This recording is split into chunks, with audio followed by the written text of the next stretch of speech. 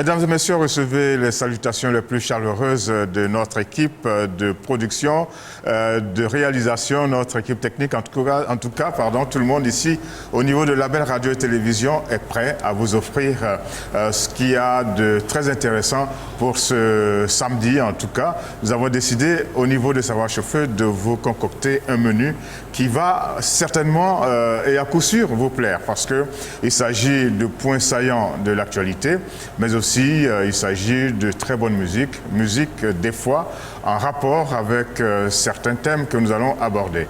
Je voudrais déjà vous inviter à vous préparer, mesdames et messieurs, vous qui êtes les auditeurs et les téléspectateurs de Label Radio et Télévision. N'oubliez pas que vous pouvez participer à cette émission.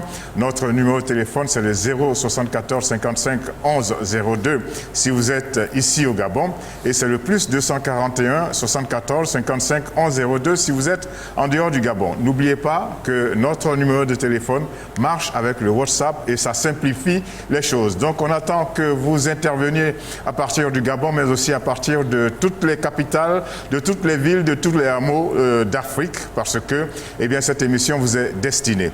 Nous avons décidé de faire un peu le tour de certaines cités pour voir ce qui s'est passé dans le courant de la semaine.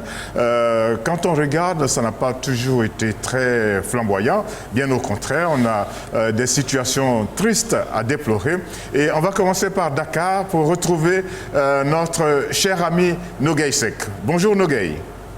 Bonjour Georges. Comment allez-vous? Très bien, et vous? Ah, ça va. Et puis quand on regarde, vous avez de très belles couleurs, ça va. Merci vous avez beaucoup. Des couleurs qui chantent avec la vie. Oui, exactement. Et pourtant, aujourd'hui, nous allons parler de la mort. Oh. La mort, on dit, ça fait partie de la vie, c'est la fin de la vie, c'est la transition entre la vie et l'au-delà. Bon, chacun a sa position sur ce sujet, on va philosopher. Mais là où on ne va pas philosopher, et c'est une situation triste, dramatique, qui a été vécue au large de Dakar. Près de 200 jeunes Sénégalais se sont retrouvés dans une embarcation qui a chaviré, et il y a environ 140 de ces jeunes qui sont morts. Est-ce que vous pouvez nous dire exactement ce qui s'est passé, Nogueï? Oui, effectivement, cette semaine a été vraiment une semaine très dure, très triste.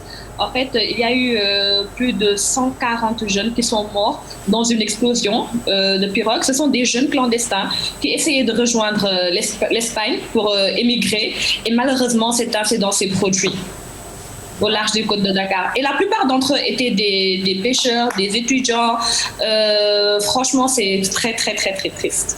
Triste. Et comment est-ce que les autorités sénégalaises ont géré cette situation?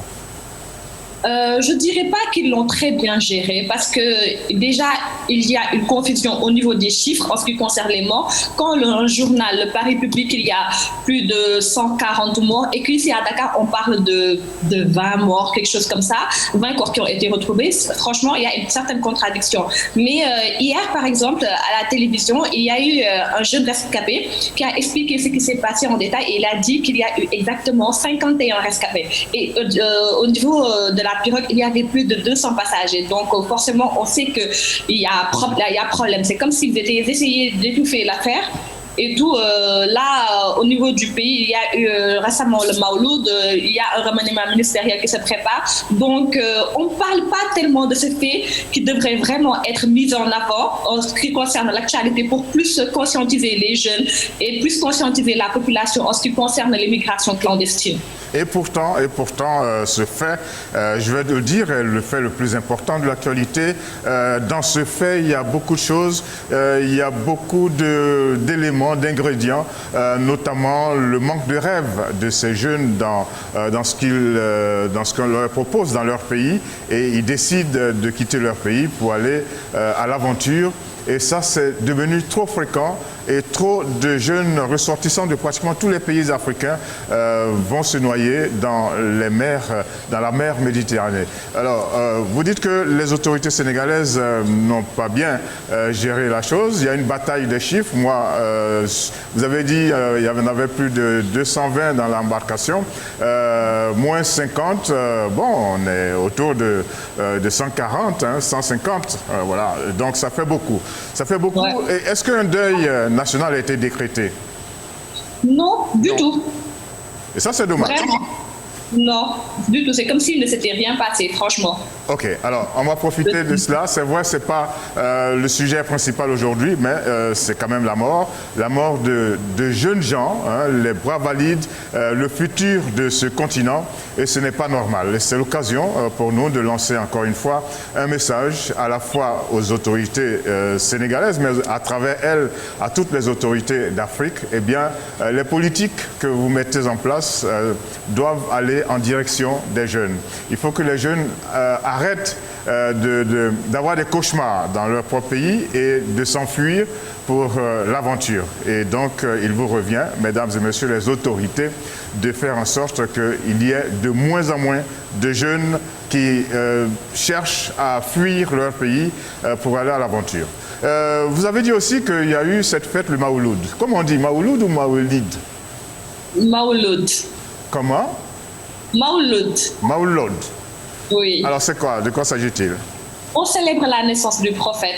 On le fait chaque année à Dakar et c'est la communauté des Tijanes qui le célèbre. Mais en fait, c'est une fête religieuse pour tous les musulmans en fait, à Dakar. On célèbre tout simplement la naissance du prophète. Et ça a eu lieu quand? Pardon? Quand est-ce que cette fête a eu lieu? C'était hier. Hier.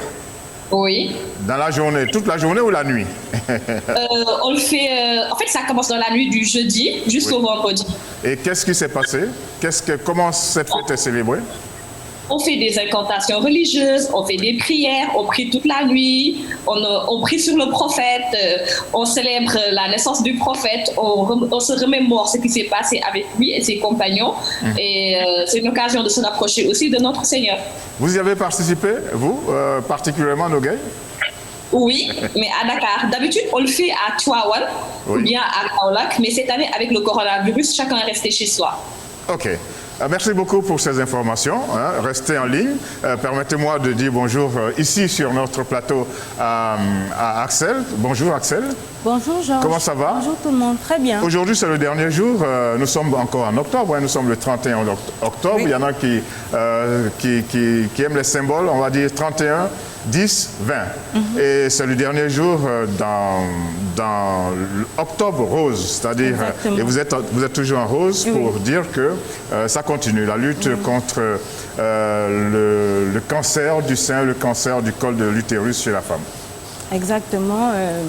Je ne sais pas si... Je pense que les centres de santé sont toujours ouverts un peu partout dans le monde, donc allez vous faire dépister, c'est très important. Le cancer se répand de plus en plus dans le monde. Il y a une amie, par exemple, qui a perdu sa grand-mère à cause du cancer. Il y a une autre Gabonaise qui est décédée au Maroc à cause du cancer du col de l'utérus, désolé. Donc ce n'est pas une blague, ce n'est pas juste une maladie qui ne concerne que, je ne sais pas, les pays industrialisés, ça concerne tout le monde. Allez vous faire dépister, c'est important. Ok. Message très important en direction des femmes. On dit que quand on réagit suffisamment tôt, eh bien on peut bénéficier d'un traitement pour vaincre le cancer. Exactement, parce que c'est une maladie qui, quand elle est détectée à un stade avancé, la mort est certaine en fait. Ok. Merci beaucoup Axel de l'avoir rappelé. Ce mois d'octobre, 10 octobre rose, va s'achever. La sensibilisation était beaucoup plus intense pendant ce mois, mais elle continue parce que demain c'est le 1er novembre et la sensibilisation continue. Mesdames, mesdemoiselles, n'oubliez pas de vous faire dépister parce que le cancer du sein et le cancer du col de l'utérus, ce sont des maladies qui font des ravages dans les rangs des femmes alors que nous avons besoin de vous. Nous avons besoin que vous vous portiez très bien. Direction à présent Douala pour retrouver Carole. Bonjour Carole. Bonjour Georges. Je ne sais pas dans quel état d'esprit vous êtes, mais je sais que samedi dernier, vous avez été terriblement secoué. Oui, samedi, de mémoire, hein, je ne sais pas si j'ai déjà eu autant mal dans ma vie d'adulte par rapport à ce qui s'est passé le 24 octobre dernier au Cameroun, dans la ville de Kumba, qui est une des villes de la région anglophone du sud-ouest du Cameroun. On parlait de 6 enfants encore non identifiés. Aujourd'hui, nous en sommes à 8 parce que 2 autres ont succombé à leurs blessures sévères dans les différents hôpitaux où les blessés ont été conduits. Ce qui s'est passé, selon le témoignage de certaines personnes sur place et de la déclaration du gouvernement camerounais, eh bien, il y avait à peu près une dizaine d'hommes en civil qui ont fait irruption dans une salle de classe d'une école privée de la région du sud-ouest du Cameroun. Munis d'armes à feu et de machettes, parce que certains enfants ont eu leur tête divisée en 2. D'autres ont été, les poitrines ont été ouvertes. En fait, c'était d'une telle barbarie, d'une sauvagerie. On n'avait pas les mots pour le décrire.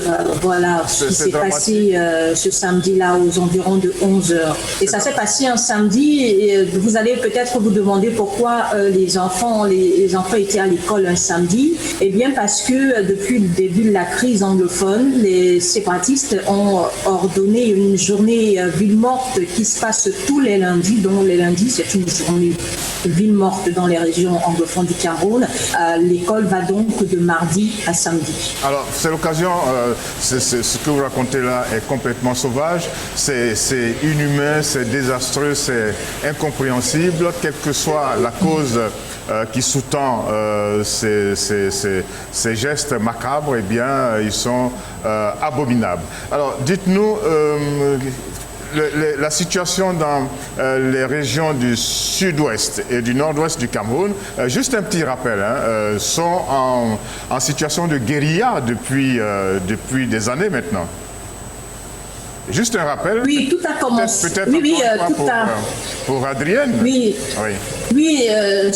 Ce qu'il convient d'appeler aujourd'hui la crise anglophone, elle a commencé en octobre 2016 par une manifestation des hommes en robe, les avocats anglophones, qui revendiquaient que dans leurs tribunaux, eh bien, que ce soit l'anglais et qu'ils ne soient pas soumis à la lecture du code de procédure pénale camerounais, mais plutôt à la common law, qui est leur code de procédure pénale, qui n'était pas respecté dans les tribunaux. Donc ils manifestaient, et de manifestation en manifestation, puisque cette manifestation a été opprimée par les forces de défense et de maintien de l'ordre, les populations ont dit non, vous ne pouvez pas taper, verser du gaz lacrymogène sur des avocats qui revendiquent des causes nobles. Et cela a engendré d'autres revendications, etc. Et puis il y avait ces sécessionnistes-là qui existent depuis les années 70, avant que le Cameroun devienne Cameroun uni, République unie du Cameroun. Ils en ont profité pour remettre sur la table leurs revendications d'indépendance, et des groupes armés se sont donc créés pour mettre cela en place, demander à l'État du Cameroun de leur concéder cette indépendance-là. Et Paul Biya, vous le savez, avait tenu un discours où il a dit que vous pouvez tout demander, mais pas la sécession du Cameroun. Donc aujourd'hui, voilà. Donc on en est là aujourd'hui. Anglophone au Cameroun. Oui, la crise anglophone qui a déjà fait plus de 3000 morts. Voilà, ces enfants qui ont été massacrés samedi dernier, qu'est-ce que l'État camerounais a décidé de faire parce que bon, tout à l'heure, j'ai parlé avec Nogueï à Dakar, plus de 140 jeunes ont péri dans la mer. Il n'y a pas encore eu de bonnes réactions de la part des autorités, mais au Cameroun, qu'est-ce qui a été dit face au massacre de ces enfants, de ces gamins qui sont eux aussi le futur de ce pays? Oui, surtout que les deux événements ne sont pas liés, n'ont pas la même intensité au niveau. Je veux dire, c'est pas la même chose qui s'est passée à Dakar et à Kumba ici au Cameroun. L'État camerounais Oui, en fait, l'État camerounais n'a pas réagi de suite, ce qui a créé un tollé sur les réseaux sociaux. On a dit, voilà, les enfants meurent, l'État camerounais ne réagit pas. Et le lendemain, le ministère de la Communication, qui est le porte-parole du gouvernement, a publié une déclaration dans laquelle il signifiait que toutes les villes, avec cette rentrée scolaire, toutes les villes et les écoles étaient sécurisées, mais que cette école-là, la Mother Francisca School of Kumba, n'était pas sécurisée parce que cette école a ouvert à l'insu du ministère de tutelle. Donc le gouvernement ne savait pas que cette école était ouverte. Ce qui crée une polémique également, parce que d'aucuns disent que ça fait plus de 3 ans que la crise dure, cette école était là, puisque la plaque où est inscrit le nom de l'école, c'est une vieille plaque, donc elle ne peut pas être une nouvelle école. Voilà. Donc à part ça, le chef de l'État, que beaucoup attendaient sa sortie, sa réaction, tout le monde attend toujours qu'il dise quelque chose, mais comme moi-même je ne sais pas où il est, je ne peux pas vous dire où il est. Okay. Donc il a décrété 48 heures ou 72 heures plus tard une journée de deuil national qui se tient donc ce samedi. Et là, ce samedi, juste avant cette émission, vous étiez sur le terrain pour voir comment la cérémonie s'est déroulée. Oui, le jour de deuil national, les drapeaux dans tous les services publics du Cameroun sont en berne. J'ai fait un petit tour de la ville, surtout dans l'arrondissement de Douala 5. Là, c'est la sous-préfecture sur ces images que vous voyez. C'est la sous-préfecture de Douala 5e. Là, c'est la mairie de Douala 5e. Les drapeaux sont en berne sur toute l'étendue du territoire. Tous les services publics du Cameroun observent donc cette journée de deuil national pour rendre hommage aux enfants tués dans cette barbarie de combat. Ok, c'est bien noté et c'est bien dommage ce qui s'est passé samedi dernier et nous souhaitons que les autorités camerounaises fassent preuve de la plus grande vigilance, permettre aux enfants, même dans ces zones difficiles, d'aller à l'école en toute sécurité et de ne pas subir ce genre de situation que l'on déplore. Merci Carole, merci d'avoir été sur le terrain et d'avoir réagi avec cette promptitude. Nous allons prendre maintenant la direction de Côte d'Ivoire. Là-bas, tout le monde retient son souffle. Ah oui, Carole était tout à l'heure en ligne, mais bon, on va essayer de la retrouver. Voilà, le message, il est clair. Je crois qu'il est bel et bien entendu par les populations ivoiriennes, par la classe politique ivoirienne et par tous les autres Africains. De nombreux pays ont été cités dans cette chanson. L'Afrique, eh bien, on peut le dire, il y en a marre de tous ces conflits. Il faut demander à la classe politique, aux hommes politiques d'apprendre à respecter le texte, d'apprendre à organiser des élections correctes et je crois que c'est de cette façon que la paix va véritablement s'installer dans nos différents pays parce que chaque fois qu'il y a élection, eh bien, c'est la catastrophe. Et Gadji Sely et Aïcha Koné n'ont fait que dire haut et fort dans une musique bien entraînante bien ce que tout le monde attend, c'est-à-dire éviter la guerre et faire la promotion de la paix. Nous avons parlé donc des 140 jeunes morts au large de Dakar. Nous avons parlé également de ces enfants, de ces 8 enfants qui ont été massacrés dans le sud-ouest du Cameroun. Tout ça, c'est un spectacle abominable et il faut que les autorités des pays africains se réveillent, prennent le taureau par les cornes parce qu'aujourd'hui, le mouvement vers le développement, il a tellement de facettes que si ça lâche quelque peu, eh bien, on assiste à ce genre de trame. Maintenant, coïncidence, on va parler aujourd'hui de la mort. Hein. Nous sommes aujourd'hui le 31 octobre. Demain, le 1er, c'est la fête de la Toussaint.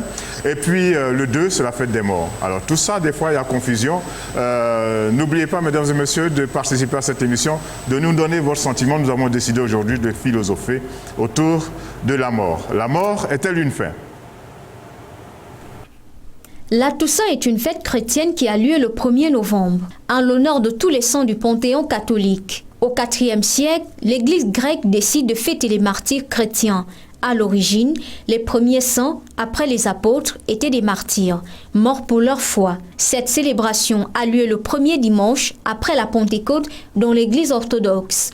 Mais la Toussaint n'est pas à confondre avec la fête des morts. En effet, la fête des morts est un rituel pratiqué dans de nombreuses cultures et religions qui consacrent souvent un ou plusieurs jours fériés à la commémoration des défunts. Elle est célébrée le 2 novembre. Est-il si important de se souvenir des morts? Dans certaines obédiences et certaines cultures, la célébration des morts n'existe pas, car la mort représente la fin de toute chose, au point qu'il faut vivre à fond l'instant présent sans se soucier des contraintes futures. Pour les adeptes de cette philosophie, une question fuse: pourquoi veut-on absolument se préparer à mourir alors qu'on ne s'est pas préparé à naître sur Terre? Ceux qui croient aux histoires relatives au karma ont leur réponse qui dit que nous étions des êtres dans une autre vie et nous renaissons toujours en fonction de ce que nous avons posé comme acte. Quant aux confessions religieuses classiques, notamment chrétiennes ou musulmanes, elles prônent une vie après la mort, le paradis même, en considérant que la mort est un passage vers Dieu, donc une espérance qui rassure. Dans tous les cas, la mort reste pour les vivants, quelle que soit la croyance, une épreuve terriblement douloureuse et mystérieuse. Une épreuve qui fait même très peur. Pourquoi donc? Vos réactions et commentaires sont attendus au 074 55 11 02 si vous êtes au Gabon ou au plus 241 74 55 11 02 si vous intervenez dans notre pays autre que le Gabon. N'oubliez pas que notre numéro de téléphone marche avec WhatsApp. Une Georgette de cette émission qui a planté le décor. La mort est-elle une fin? Faut-il se préparer à la mort? Qu'est-ce que vous pensez de la mort? Nous avons décidé d'en parler parce que ça fait partie de l'actualité. Vous avez entendu tous ces morts dans tous ces pays, mais en fait, ça n'avait rien à voir avec notre sujet, mais nous sommes obligés de les mettre à l'intérieur, tout en rappelant que demain, c'est la fête de la Toussaint et le 2 novembre, demain, c'est le 1er, le 2, c'est la fête des morts et c'est la célébration des morts. C'est l'occasion pour les uns et les autres de se souvenir de leurs êtres chers disparus. Et nous allons prendre déjà l'avis de... Allô? Allô? Bonjour? Allô? Allô, bonjour, nous vous entendons très bien. Je crois que je suis sur la belle TV. Vous y êtes et merci d'y être. Vous êtes monsieur? Oui, Bonaventure. Ah, monsieur Bonaventure, de la Gambie. Je voulais participer à l'émission. Ah, mais vous y êtes, le bienvenu et nous sommes très heureux de vous avoir maintenant chaque samedi. Hein. Ne nous lâchez plus, hein. Chaque samedi, nous sommes avec vous. Bonaventure Mbadi, je voulais participer à l'émission. Allez-y, vous participez. Quel est votre sentiment vis-à-vis de la mort? Oui, j'appelle de la Gambie. Oui. Allô? Allô, on vous entend parfaitement, monsieur. Oui. Oui, nous vous entendons, Bonaventure. Allô? Nous vous entendons parfaitement. Oui, j'appelle de la Gambie, comme je le disais. Oui. Et pour participer, le thème d'aujourd'hui m'a beaucoup plu parce qu'on sent qu'il y a une cohérence dans la suite des thèmes qu'on débattait depuis les semaines passées. Merci bien. Et la mort dont on parle aujourd'hui, c'est un passage obligatoire. Et j'ai beaucoup apprécié les événements que vous avez relevés précédemment et développés pour parler de la mort. On a eu déjà au Sénégal, au large de Dakar, et 140 personnes qui sont mortes. Oui. Et c'est trop. Je trouve une suite vraiment cohérente dans les thèmes, vraiment. Merci beaucoup, monsieur. La semaine passée, on a parlé de travail qu'on doit se donner, que les Africains doivent travailler, doivent faire ceci. Et voilà aujourd'hui, oui. quand nous déplorons cette mort-là aujourd'hui, oui. Monsieur Bonaventure, nous sommes toujours à votre écoute. Ils se sont donné cette mort-là, oui. Où les événements que nous vivons en Afrique les a donné cette mort. Alors une question. Vous voyez? Oui. Question, Bonaventure. Quand on prend aujourd'hui le Sénégal, oui. La Gambie, la Guinée-Bissau, ces trois pays-là en Afrique de l'Ouest sont des pays où l'agriculture, c'est-à-dire la production agricole, coûte très très très très cher. Donc, c'est déjà des terrains favorables pour des jeunes pour s'auto-employer.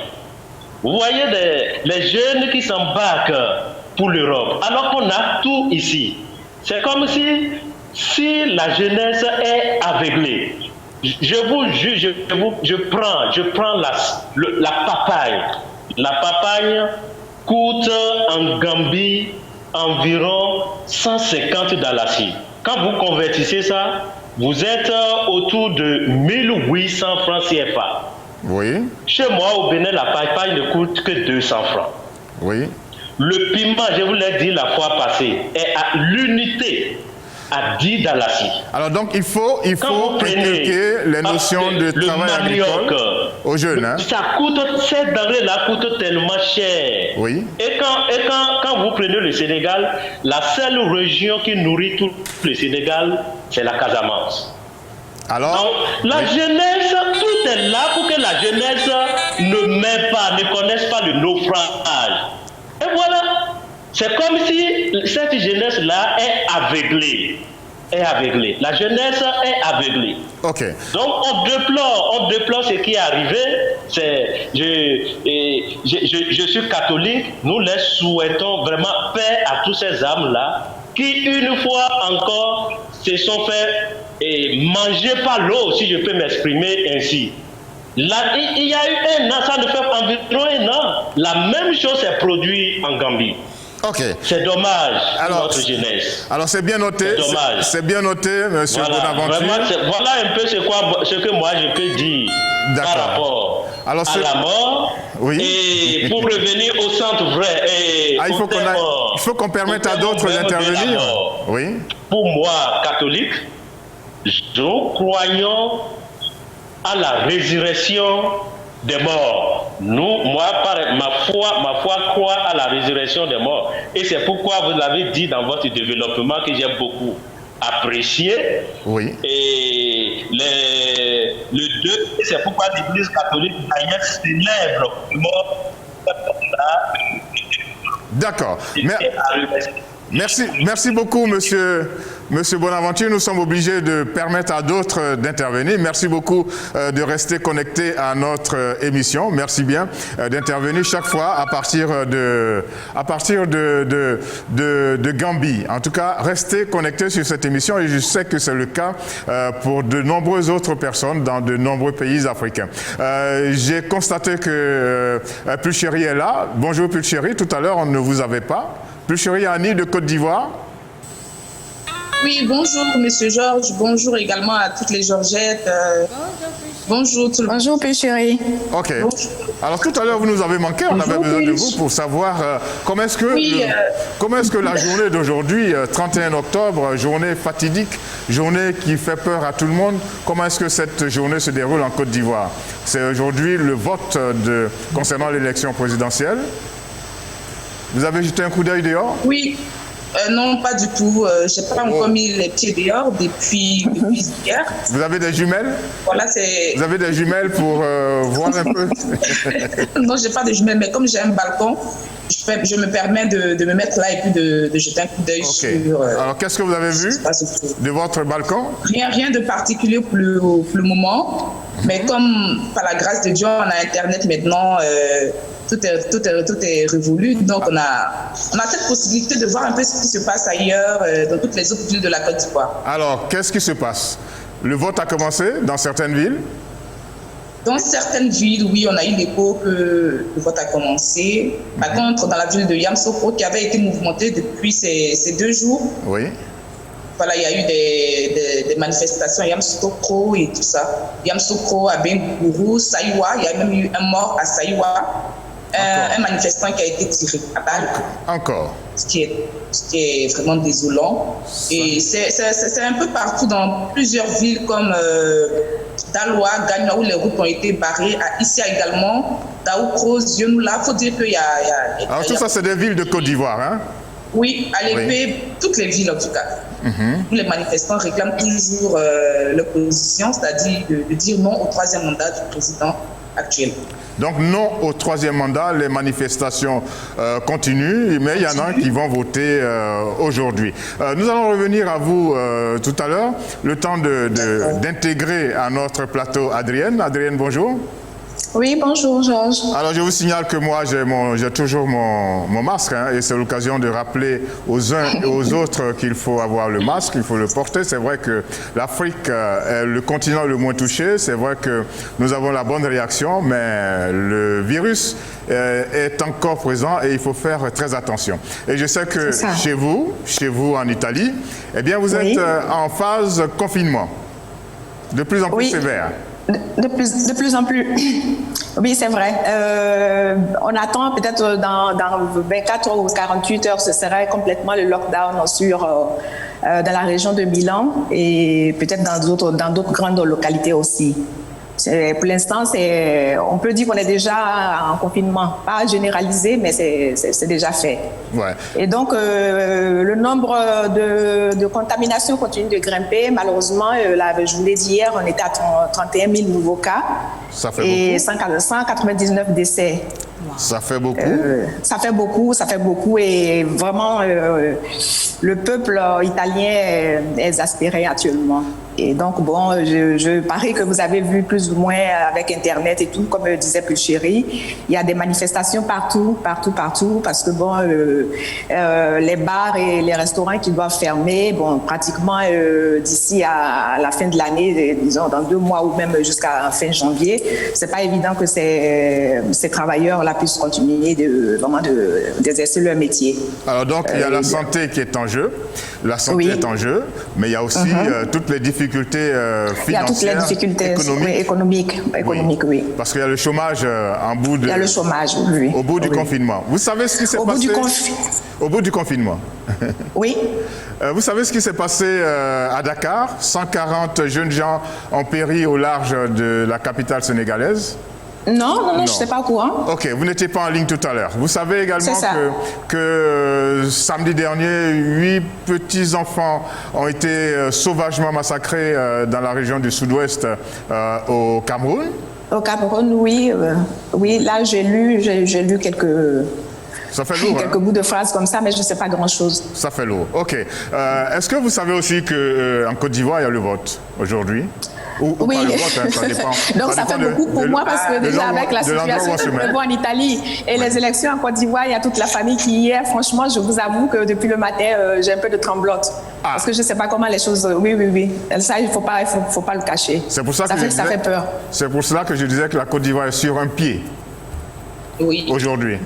Et dans les jours qui arrivent, parce qu'il n'y a pas qu'aujourd'hui, qu'est-ce qui va se passer après cette journée du 31 octobre? On verra bien. On verra bien, oui. On a quand même été heureux de savoir que vous avez fait votre test Covid.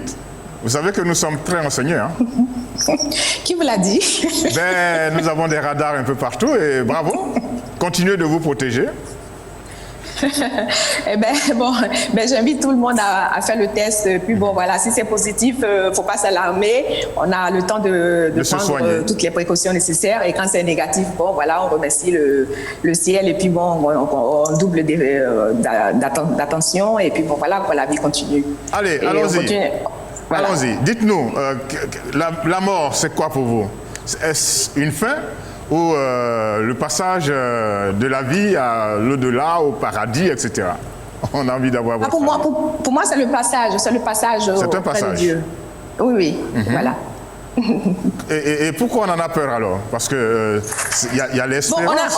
On en a peur parce que l'être humain, je pense que l'être humain a été créé ainsi parce que on a des parents, on a des frères, et on est habitué à toutes ces personnes. Donc quand on sait que c'est pas un voyage où on va et puis qu'on revient, moi je crois que c'est pour ça que ça fait peur. Mais sinon si on le prend sur le plan spirituel, qu'on sait que de l'autre bord il y a le Dieu créateur qui nous attend si on s'est bien comporté, parce que entre-temps aussi il y a des passages et tout ça qu'il faut noter, parce que notre foi chrétienne catholique nous demande d'avoir un certain nombre de comportements, une certaine attitude, la bonté, la charité surtout envers les autres. Si tout cela est appliqué et que le départ se fait et qu'on est un peu sûr de rencontrer le Père éternel, il n'y a pas besoin d'avoir peur. Ok. Voilà, moi c'est comme ça que je vois. Okay. Oui. Mais il y a certaines croyances qui disent que si vous ne faites pas ce qu'il faut, comme vous dites là, dans une autre vie, vous devenez par exemple un buffle ou un crocodile ou un animal. Ça dépend. Comme je dis, tout est basé sur la croyance, l'éducation que nous recevons, les familles dans lesquelles nous arrivons. Si c'est des chrétiens catholiques, on va vous enseigner de vous comporter ainsi. Et puis si c'est de l'autre côté, le karma vous dira que si vous n'êtes pas bien, vous deviendrez un serpent ou bien je ne sais pas quoi, voilà. Ok. Et on continue notre périple. Merci beaucoup d'avoir pu intégrer l'équipe parce qu'on vous en prie. On était un peu inquiets de ne pas vous avoir dès le début de cette émission. Nous sommes heureux de vous avoir. Je crois que c'était un petit problème de décalage horaire. Ah oui, c'est vrai qu'il y a un décalage. Oui. Moi j'attendais que... Ah d'accord. Ok, vous êtes à l'heure d'hiver maintenant. Oui, c'est ça. Bon, avec ces choses-là, on ne comprend rien. Nous, chez nous, c'est l'heure. Non, mais il faut que moi je sache. L'émission commence à 11h. Est-ce que le Gabon est Milan? C'est la même heure. L'heure ne change pas ici. C'est vous en Europe qui changez d'heure quand vous passez en automne et ensuite en hiver. Bon, je crois que c'est bien noté. Vous avez noté la bonne heure. Nogueï à Dakar. Oui, vous nous avez manqué pendant les 2 numéros précédents. Maintenant, on a besoin de vous, on a besoin de savoir votre avis sur la mort. Quand on vit, faut-il vraiment penser à la mort? Oui, il faut y penser en tant que musulmane. Ça fait pas trop. Je crois. Ça fait pas macabre d'y penser? Pardon? Ça fait pas trop sombre d'y penser? Non, je ne pense pas que ce soit sombre d'y penser, mais c'est plus par rapport à la peur de l'inconnu en fait. Parce qu'on ne sait pas exactement ce qui se passe après. Il n'y a jamais eu de mort ressuscitée qui disent ouais, il y a ça. Je pense que c'est la peur de l'inconnu et le fait de devoir se séparer des gens que l'on aime qui fassent plus peur. Et voilà. Mais en tant que musulmane, je crois en la mort. Et la mort pour nous, ce n'est pas une fin. C'est le début d'une nouvelle vie, bien au contraire. En attendant de déterminer notre condition, c'est par rapport à ce qu'on a vécu dans cette vie-là, par rapport à nos actes. Et après, il y aura forcément une résurrection chez nous, où on sera devant notre Seigneur et on répondra de nos actions. Donc, le mieux, c'est d'aller au paradis, c'est ça, hein? Ah oui, bien sûr. Ok, mais pourquoi est-ce qu'on pleure quand quelqu'un meurt? Normalement, on devrait être heureux de le voir s'en aller au paradis. Mais c'est comme je vous l'ai dit, c'est cette séparation-là, en tant qu'humain, c'est l'amour que l'on porte envers les gens que l'on aime. Et le fait c'est une peur en fait, c'est la peur de l'inconnu. On ne sait pas exactement ce qu'il y a là-bas. Non, mais il n'y a pas d'inconnu puisqu'il y a le paradis. Oui, il y a le paradis, c'est clair, c'est certain. Mais comme je vous l'ai dit, il n'y a personne qui soit revenu du ciel et nous dise genre, il y a une porte vers le paradis. Et pour nous, les musulmans, on ne meurt pas tout de suite pour aller au paradis. Nous, c'est après la résurrection qu'on décidera si vous allez en enfer ou au paradis. Aïe. J'ai pas voulu dire ce nom-là. J'ai pas voulu parler d'enfer, mais bon, vous avez évoqué. Alors, je vous abandonne tout de suite. Je vais voir si Carole elle croit au paradis. Carole à Douala, au Cameroun. Vous y croyez? Le paradis? Si je vous dis que j'y crois, hein, je vous mentirai. Ah bon? C'est-à-dire, on ne comprend rien là. Là, expliquez-vous. Je suis désolée, Nogueï, à Oui. qui je fais un gros bisou, parce que ça fait quand même 2 semaines. Puis chérie Adrienne, je ne crois pas au paradis, mes copines. Bonjour Carole. Il faut croire au paradis, hein. Mais vous croyez, mais comment tu crois en quoi alors? Voilà, la question est posée. En Je quoi? crois à la mort. Oui, ça c'est... Je suis certaine que je mourrai, mais je ne sais pas où j'irai, je ne sais pas comment ça va se passer. Donc, je ne crois à rien d'autre qu'à la mort. Il faut croire au paradis. Vous ne cultivez pas l'espérance? En quoi? En quelque chose que je ne connais pas? Non. Non. Non, ok, ça c'est votre avis et c'est normal. Je vais prendre celui de Pulchéry. Qu'est-ce que vous en dites? Oui, vous savez, Monsieur Georges, tout comme Carole, moi je crois plutôt en la mort que tout autre, parce que bon, ça c'est évident. La mort, c'est ce qui est certain. Les chrétiens disent... Quand on a des proches qui s'en vont, quand on a des proches qui décèdent et tout ça, on se dit que la mort c'est réel, mais la vie après la mort, qui peut nous témoigner de ce qui se passe au paradis ou en enfer? Des fois on a des témoignages qui nous reviennent, mais est-ce que c'est vérifié? Voilà. Donc, le plus certain c'est la mort. Alors vous voulez la réponse de... Vraiment la mort. Vous voulez une réponse de la part d'Adrienne peut-être ou de Axel? Je sais que les deux sont des croyantes, elles sont chrétiennes. Oui. Axel, votre réaction? Oh, je respecte leur point de vue, mais moi je crois au paradis, à l'enfer en fait. Tout, bon, c'est un peu comme on récolte ce que l'on sème en fait. Il y a même.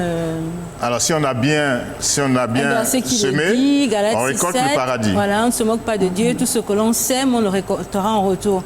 Donc si vous avez semé le mal, vous allez récolter le mal dans cette vie et dans la vie. Dans la vie suivante, et si vous avez semé le bien, vous allez récolter le bien dans cette vie et dans la vie suivante. Alors, la vie suivante, l'enfer ou le paradis. Alors, Adrienne, c'est bien découpé. Hein. Si vous célébrez, si vous semez le bien, vous allez au paradis. Si vous semez le mal, vous allez en enfer. Oui. Oui. Même si on sème le mal, on a la possibilité, des fois, ça dépend, on peut même descendre au purgatoire. Parce qu'il ne faut pas oublier qu'il y a le purgatoire, oui. Oui, il y a le purgatoire. Qu'est-ce qui vous fait croire à tout ça? À l'enfer, le paradis, le purgatoire, la résurrection? Mais il y a cette, comme je dis, pour moi qui suis née dans la foi chrétienne catholique, voilà, pour moi c'est comme ça, c'est inculqué, j'ai accepté, et puis bon, avec, disons, moi-même, ma démarche spirituelle. Je vois Carole qui sourit, qui a un petit sourire. Oui, je sais qu'elle...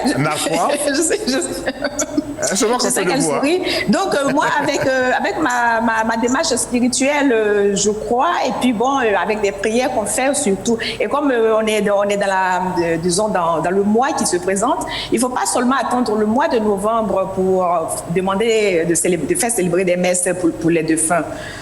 Normalement, au cours de l'année, on peut toujours demander des messes. Il faut beaucoup prier pour les défunts parce que c'est vrai, il y a ce passage-là, mais des fois, l'âme n'est pas vraiment montée auprès du Père. Donc, bon, il faut prier. Ah, je sens que vous êtes véritablement tout près du pape, hein, en Italie. Le Vatican. Écoutez, c'est pas impossible. Hein. Peut-être même que je vais. C'est pas loin de chez vous. Donc, c'est pas impossible. Ok. Alors, on va continuer d'avancer. Le message est clair. Il y a certains qui y croient. Il y en a d'autres qui n'y croient pas. Chacun a ses convictions. Et c'est dommage. Comment? C'est dommage. Qu'est-ce qui est dommage? C'est dommage pour tous ceux qui ne croient pas. Ah, là, je suis obligé de faire réagir Carole. Est-ce que c'est dommage de ne pas y croire? C'est dommage. Carole va réagir.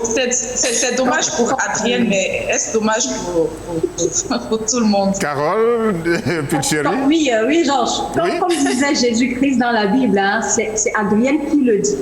Ok. Comme il disait là, c'est toi qui le dis. Alors, ok. J'assume. Bien. Parce que je sais que je dis la vérité. Bien. Alors, chacun a ses convictions. N'oubliez pas, hein, mesdames et messieurs, vous qui nous suivez de la radio ou de la télévision, vous pouvez intervenir 074 55 11 02 si vous êtes ici au Gabon ou plus 241 74 55 02 si vous êtes hors du Gabon. Et n'oubliez pas, quel que soit l'endroit où vous êtes, nos numéros sont des numéros WhatsApp. Un appel. Allô? Oui, allô? Bonjour, monsieur.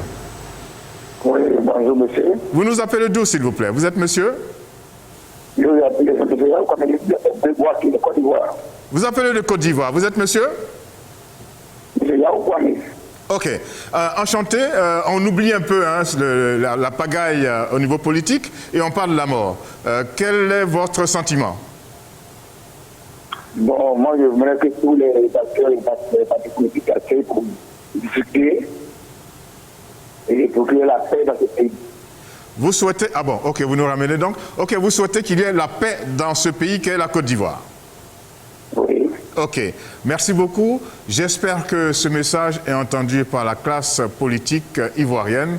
Il faut discuter, il faut négocier et pour éviter la catastrophe, avait dit il y a quelques jours l'ancien président ivoirien Laurent Gbagbo. Merci beaucoup de nous avoir appelés de Côte d'Ivoire.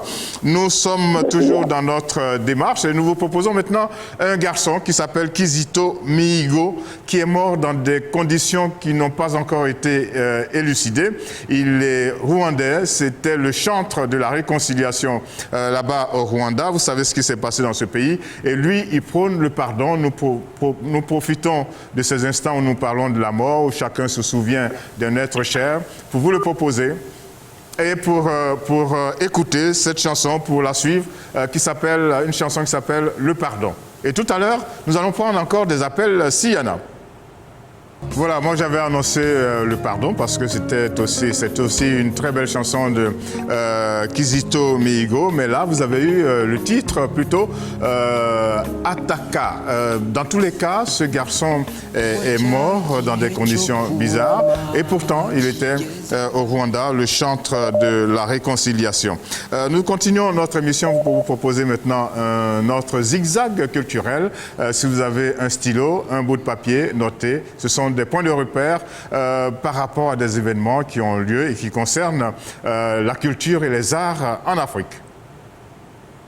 Le Festival international du film francophone Tübingen Südgern est le rendez-vous par excellence avec le cinéma francophone en Allemagne. Pour cette 37e édition de la Französische Filmtag Tübingen Südgern, Focus Afrique mettra en lumière Banoum Nafi, en français le père de Nafi, de Mamadou Dia du Sénégal. Le festival se déroule du 28 octobre au 4 novembre 2020.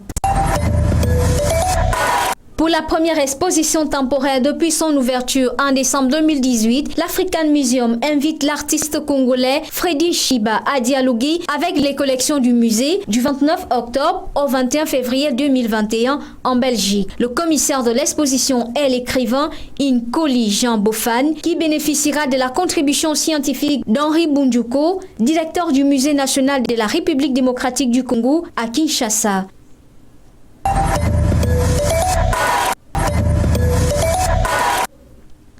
Instant de vie, Omar Bongo, les miens et le monde, c'est le livre biographique de Laure Olga Ngondiou, ancienne collaboratrice de feu Omar Bongo. Ce livre témoignage, consacré à l'ancien président de la République gabonaise, a été présenté et dédicacé le 2 octobre à Abidjan devant un parterre d'invités de MAC.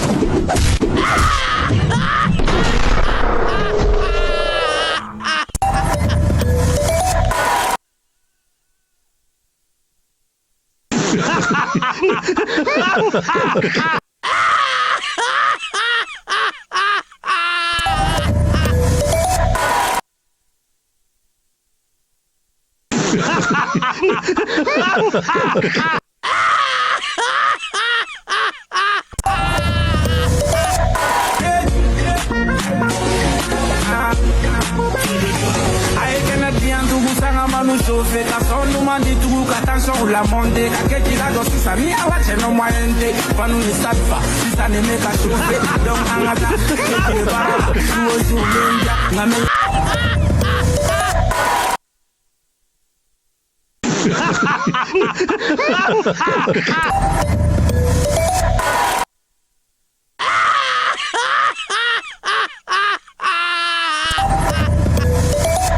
Voilà, chacun est servi. Je crois que c'est une séquence attendue par un certain nombre de personnes. Ils attendent que eh bien, la séquence gag arrive. Elle est collée au zigzag culturel et je crois que ça fait plaisir. En tout cas, nous continuons d'avancer. J'espère que cette émission joue son rôle utile et agréable. Donc agréable avec ses gags, avec la musique, mais utile avec ses débats. Et n'oubliez pas que dans cette émission, nous célébrons le mérite. Je voudrais parler 2 secondes avec Nogay. Nogay Seck, j'ai envie de vous poser une colle. Nogay? Ah oui, oui. Est-ce que vous connaissez-vous Monsieur Adama Faye? Oui. Ah, donc c'est pas une colle. Alors, si vous le connaissez, taisez-vous. Nous vous proposons maintenant notre séquence sur la méritocratie. Monsieur Adama Faye est celui-là même que nous avons choisi de célébrer aujourd'hui. Cette semaine, nous décernons la palme d'or de notre rubrique méritocratie au Sénégalais Adama Faye. En effet, Adama Faye a remporté le premier prix africain d'innovation technologique doté d'une enveloppe de 4 millions de francs CFA grâce au prototype de son appareil automatique pour la mesure de la vitesse de sédimentation sanguine. Cette distinction a été remise au docteur Adama Faye, ancien directeur adjoint de l'hôpital Le Dantec, à l'issue de la 8e édition du Salon africain de l'invention et de l'innovation technologique tenu à Brazzaville au Congo sur invitation de l'OAPI, l'Organisation africaine de la propriété intellectuelle, dont le siège se trouve au Cameroun, qui a dit que les Africains ne sont pas ingénieux et inventifs. Qui a dit ça? Tous ensemble, disons un grand bravo et bonne continuation au docteur Adama Faye. Ah, j'entends pas vos applaudissements, Nogay.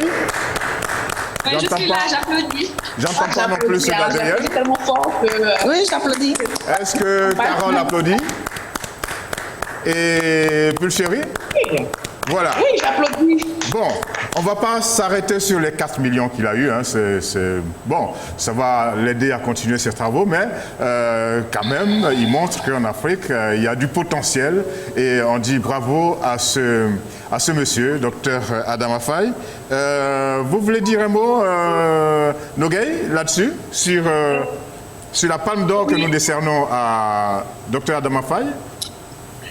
Oui, je voudrais dire que franchement, je suis très fière d'être une Sénégalaise.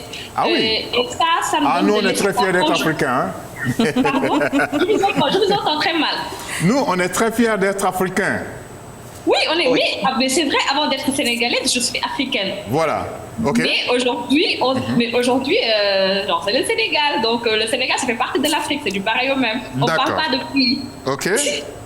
Voilà. Donc, et là, franchement, je trouve que c'est une fierté et ça me rassure parce que quand je vois que les gouvernements sont incapables d'assumer leurs responsabilités, au moins nous prenons la responsabilité de nous engageons notre responsabilité individuelle pour évoluer dans nos domaines respectifs et faire évoluer l'Afrique. Ok. Une autre colle. Connaissez-vous que veut dire Machallah? Machallah, en fait, c'est quand tu vois quelque chose de beau, tu dis Machallah, tu célèbres la louange d'Allah devant la création de ton Seigneur. C'est quand tu vois quelque chose de beau, en fait. Okay. Tu dis Machallah. Et c'est ce que nous avons décidé de faire, Machallah, devant le mérite de Dr Adama Faye. Et pour ce faire, nous faisons appel à un garçon qui s'appelle Diao Diop Didi. Ça vous dit? Oui, je le connais. Ok, Diao Diop Didi pour célébrer Dr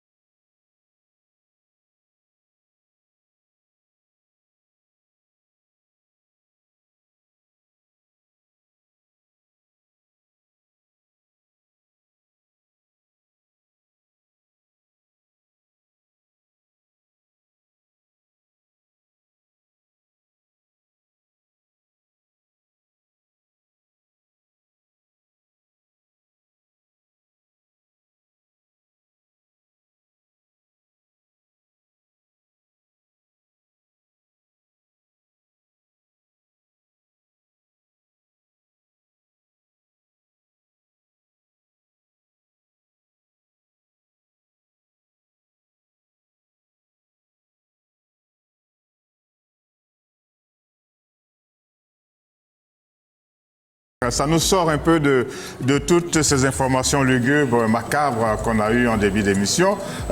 Célébrer un monsieur qui fait de la recherche pour faire avancer son monde, pour faire avancer le Sénégal et faire avancer l'Afrique. Eh bien, bravo encore, docteur Adama Faye. Et nous continuons maintenant. Je peux voir le visage de Carole? Carole? Je veux vous avoir en gros plan. C'est possible? Carole, vous étiez en train de rire tout à l'heure? Carole, t'es là? Carole est là. Vous riez tout à l'heure. Ok. Bon, c'est pas bien grave. Comment elle s'appelle? Pulchérie aussi souriait. Alors, Carole, vous étiez en train de rire? Oui, Georges, je suis là. Ok. Alors, vous étiez en train de rire tout à l'heure de ce que Adrienne disait. Oui. N'est-ce pas? Qu'est-ce qu'Adrienne a dit? Tout à l'heure, oui.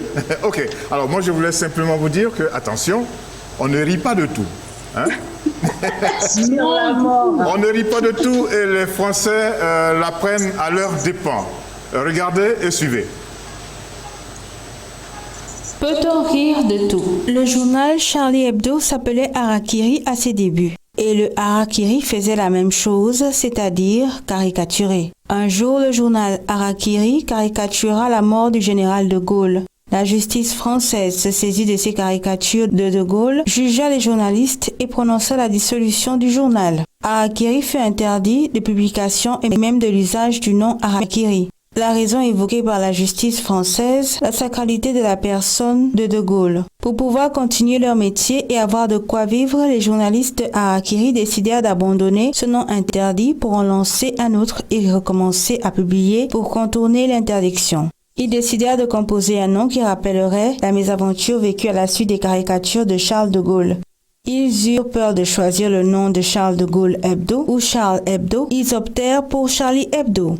Et ce sont les mêmes journalistes qui vous disent que pour le prophète de l'islam, il ne doit pas y avoir de sacré, qu'ils doivent avoir le droit de le caricaturer. Et c'est le même État français qui leur refusait ce droit pour de Gaulle, qui le leur reconnaît pour le prophète.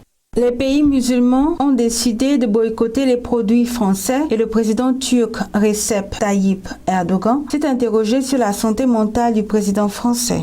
Depuis le discours d'hommage au président d'histoire Samuel Paty, assassiné puis décapité à Conflans, dans lequel Emmanuel Macron a réaffirmé que la France ne renoncerait pas aux caricatures religieuses, manifestations et vives critiques ont émergé de plusieurs pays musulmans comme la Turquie, la Libye, l'Algérie, le Bangladesh ou encore le Pakistan. Selon vous, peut-on rire de tout?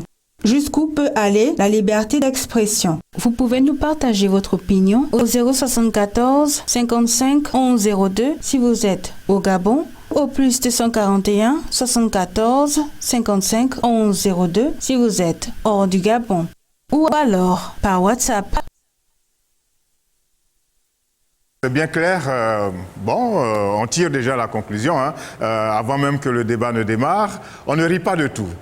Carole, je reviens à vous. Tout à l'heure, vous étiez en train de rire, vous avez le droit de rire. Peut-être que là, vous aviez ce droit-là, mais est-ce qu'on doit rire de tout?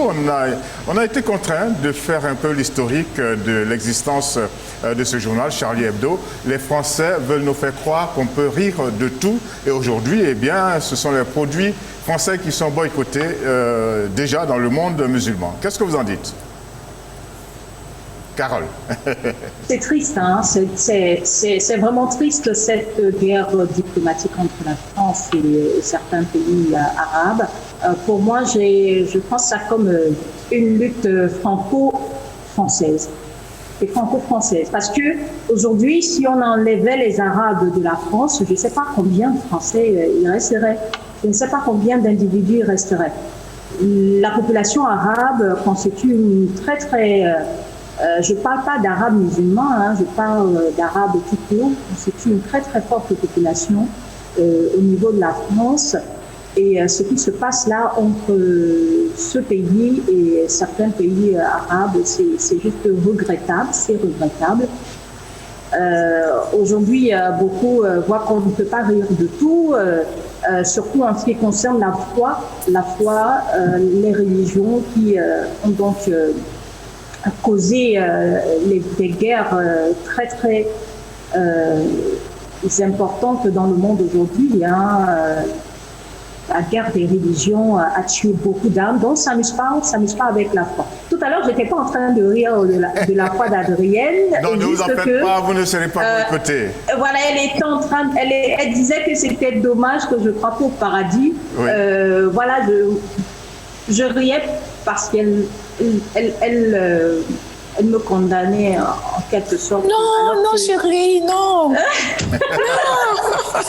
Alors que ni elle ni moi, personne n'est encore allé de l'autre côté pour voir comment ça se passe là-bas. Et puis, voilà. Oui, donc moi, je crois plus en ce que je vois. Là, c'est un respect des différentes positions. Mais un journal comme Charlie Hebdo et certains Français s'amusent à rire de tout, à rire de la religion et à poser des actes. J'aimerais bien voir, parce que ça ne se fait pas aussi tout le monde voit comment le prophète Mohammed, paix et salut sur lui, est en train d'être traîné dans la boue dans ce journal Charlie Hebdo. Je ne prends le côté ni de la France ni des pays arabes, juste le côté de la justice. On ne s'amuse pas avec la foi religieuse de quelqu'un. J'imagine un peu si Jésus était caricaturé de la sorte, si Jésus-Christ était caricaturé de la sorte, si on criait, on disait que Marie était une prostituée, etc. Je ne sais pas ce que ça créerait dans la France qui est catholique, qui est d'essence catholique. Je ne sais pas ce que ça aurait créé. Donc souvent, avant d'agir, mettons-nous à la place des gens. Liberté d'expression. Elle était où cette liberté d'expression lorsqu'on caricaturait Charles de Gaulle? Le général de Gaulle. Justement, j'ai envie de lire quelque chose d'un ami qui est le président de, comment on va dire ça, de la Ligue, en tout cas pour la liberté d'expression au niveau des journalistes en Côte d'Ivoire, M. Zié Moussa. Voici ce qu'il a dit. Il dit « Je suis d'avis qu'on ne rit pas de tout, même au nom de la liberté d'expression et d'opinion, encore moins de la liberté de la presse. » Je vais prendre l'avis de Nogueil. Nogueil, aujourd'hui, on vous sollicite beaucoup parce que vous nous avez manqué. Alors, quel est votre avis concernant cette affaire? Les Français méritent-ils que leurs produits soient boycottés dans le monde arabe? Oui, je pense qu'il le mérite sincèrement. Il le mérite bien, hein? Oui. Ok, allez-y. Oui, et je pense qu'il le mérite sincèrement parce que je trouve que la liberté d'expression a une limite. La liberté d'expression se dit avec une certaine responsabilité. En ce qui concerne les convictions religieuses, quand elle heurte les convictions religieuses, la sensibilité, la foi d'autrui, franchement, il faut savoir s'arrêter. Et je trouve que le discours du président Macron, c'est pas un discours qui appelle à l'unisson, mais plutôt un discours de discorde qui a semé la zizanie et un désordre, une catastrophe. Donc, franchement, je pense que la France abuse en ce qui concerne la religion musulmane et l'islam. Quand on a un pays où il y a des millions de musulmans, comme le dit tout à l'heure Carole, il y a beaucoup d'Arabes en France et il y a beaucoup de musulmans en France. On ne peut pas tenir ce genre de discours-là. J'ai trouvé ça vraiment très incorrect et très irrespectueux. D'insulter comme ça notre prophète au nom de la liberté d'expression, alors que, comme on le disait tout à l'heure, elle était où cette liberté d'expression quand on caricaturait le président de Gaulle? Il n'y a aucune logique. Et il y a eu des décisions qui ont été prises, et aujourd'hui on parle de l'étendue infinie de la liberté d'expression. Je prends l'avis de Pulchéry. Qu'est-ce que vous en dites? Nous sommes en train d'aller allègrement vers la fin de cette émission. Pulchéry, peut-être qu'elle est allée voter, hein, on ne sait pas. Aujourd'hui, c'est jour de vote en Côte d'Ivoire, ou bien elle a dit qu'elle ne sort pas de chez elle. Elle est peut-être allée sous le matelas, sous le lit, parce que des fois ça chauffe, il y a des balles qui fusent. Et bon, il faut faire attention. Wow. Adrienne Moroni, oui. Je suis à vous. Oui. Je suis à vous. Les Français, c'est mérité, le boycott de leurs produits? Bon, en quelque sorte, c'est mérité. Et puis, bon, déjà, je veux attirer l'attention. C'est vrai que le président turc et le président Macron sont en train de se tirer un peu des bâtons entre les roues. Ouais. Mais bon, déjà, il y a le fait qu'on n'a même pas pu passer plus de 72 heures qu'il y a ce tremblement de terre magnitude 7 qui a déjà touché une grande partie de la Turquie. Je veux dire que, bon, est-ce que c'est le karma? Parce que, bon, si je veux dire qu'ils ont... vous comprenez, puisqu'on est... Donc, c'est pas... Faut pas rire de tout. Je respecte vraiment je suis la première à dire qu'il faut pas se moquer des religions. Il faut vraiment respecter, comment on appelle, la croyance des uns et des autres. Et bon, faut comprendre aussi que M. Macron, en ce moment, avec tout ce qui sévit en France, la COVID qui est en train de mettre le pays à genoux, peut-être que les critiques comment on appelle, du président turc a joué un peu à sa défaveur, et donc bon, voilà. Le Nord. Ok, d'accord, c'est bien dit. J'ai eu l'avis de tout le monde, pas celui de Axel. C'est vous qui avez planté le décor avec votre sujet, ce qui avait fait ce rappel sur Charlie Hebdo qui s'appelait avant Harakiri. Oui, en fait, à l'époque du mouvement Je suis Charlie, j'ai enquêté un peu sur Charlie et je me suis rendu compte qu'en fait, leur caricature était vraiment exagérée, en fait, parce qu'ils poussent vraiment le bouchon un peu trop loin. Mais je ne pense pas que le professeur d'histoire aurait dû être tué et décapité parce qu'il a parlé de liberté d'expression en plein cours. Je pense que les musulmans auraient dû peut-être protester. Et je pense aussi que le boycott, c'est un peu trop parce que M. Macron dit juste qu'il va lutter contre l'islamisme radical et qu'il faut qu'il y ait la liberté d'expression, en fait. Est-ce que les deux parties ne peuvent pas discuter de ce qui est liberté d'expression? Parce que vous pouvez vraiment regarder, Charlie Hebdo exagère, ils exagèrent. Il y a certaines images, c'est tellement fort que même si vous ne croyez en rien du tout, vous serez choqué parce qu'ils écrivent ou parce qu'ils dessinent. Okay. Mais je trouve que les réactions sont exagérées et que le dialogue, c'est la meilleure des solutions. Okay. Dernière réaction, s'il vous plaît, avant qu'on ne boucle cette émission. Dernière réaction. J'aimerais revenir sur ce qu'Axel vient de dire. Oui, rapidement. Le président Macron a dit mot pour mot, nous n'arrêterons pas les caricatures là où d'autres ont reculé. Ok. Et c'est bien clair. Voilà, merci beaucoup Nogaï de ce rappel. Merci beaucoup Carole. Attention, retenez la leçon. On ne rit pas de tout. Hein? Merci beaucoup Adrienne. Je vous souhaite un très bon week-end. Faites attention. Merci. N'oubliez surtout pas, à vous. N'oubliez surtout pas de porter le masque partout où vous êtes. Et puis là-bas, vous avez un couvre-feu. Ici, nous en avons également, mais il n'est pas aussi sévère que chez vous. Il commence à 22h pour s'achever à 5h du matin. Merci beaucoup Nogaï. Bon retour et merci beaucoup à Pulchéry. Merci. À Pulchéry, faites attention à vous. Aujourd'hui et les jours qui arrivent vont être très difficiles en Côte d'Ivoire. Il va falloir qu'on croise les doigts comme ça. Ceux qui savent prier, qu'ils le fassent. Et je voudrais rappeler ce qu'a dit cet ami, ce collègue, ce confrère journaliste Zio Moussa, qui dit « Je suis d'avis qu'on ne rit pas de tout, même au nom de la liberté d'expression et d'opinion, encore moins de la liberté de la presse. » Voilà. Notre émission s'achève, elle est terminée et je voudrais qu'on se dise au revoir de la meilleure des façons. Je vous propose une artiste qui marche très bien ici au Gabon, elle s'appelle Massi Ilema. C'est son tout nouveau produit, ce qui s'appelle Cette Voix, C-E-2-T-E, et puis Voix, V-O-I-X. Vous allez voir, c'est de l'amour, mais c'est l'amour surtout du prochain. Merci encore, au revoir, bon week-end et bonne semaine. Au revoir. Au revoir.